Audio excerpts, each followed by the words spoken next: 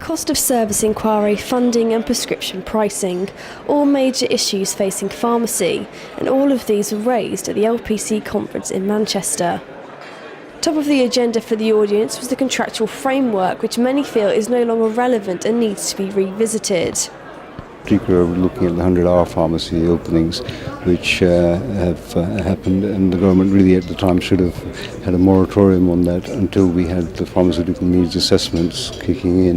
The danger is that we'll get several more openings before the cut-off time in January, and that of course has had a huge impact on the global sum, and it's been detrimental to the body of contractors in general.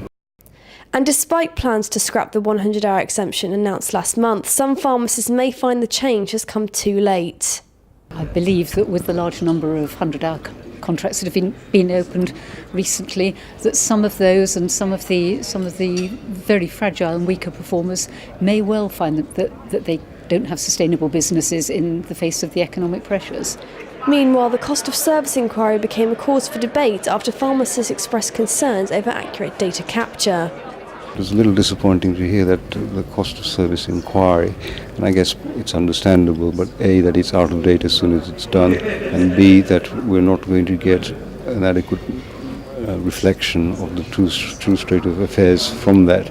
However, it's the most robust evidence that we've got, and that will form the basis of the new contract. We did the best we could. We got PricewaterhouseCoopers to telephone the pharmacies and try and ask them questions to elicit other costs that may not be featured in the accounts.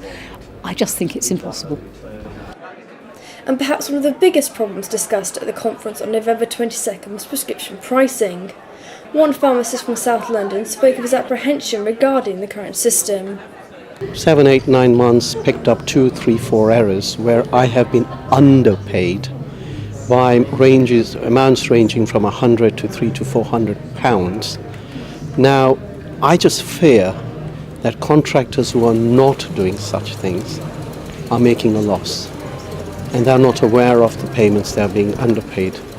If we had a system where the pharmacist's PMR data, their record of what they've dispensed, is used to drive the pricing and the invoice, that can then feed in to what I call a black box, but a pricing tool that would drive the pricing. That would then in turn generate an invoice. Under that arrangement, the resource that's currently provided by the PPD would become an audit resource. So rather than them generating the payment, they will be checking on the invoices. Of course, we still haven't solved all the SIP problems, or to be more accurate, VSA hasn't solved all the SIP problems, and of course a payment in recognition of ongoing concerns will be negotiated probably next year.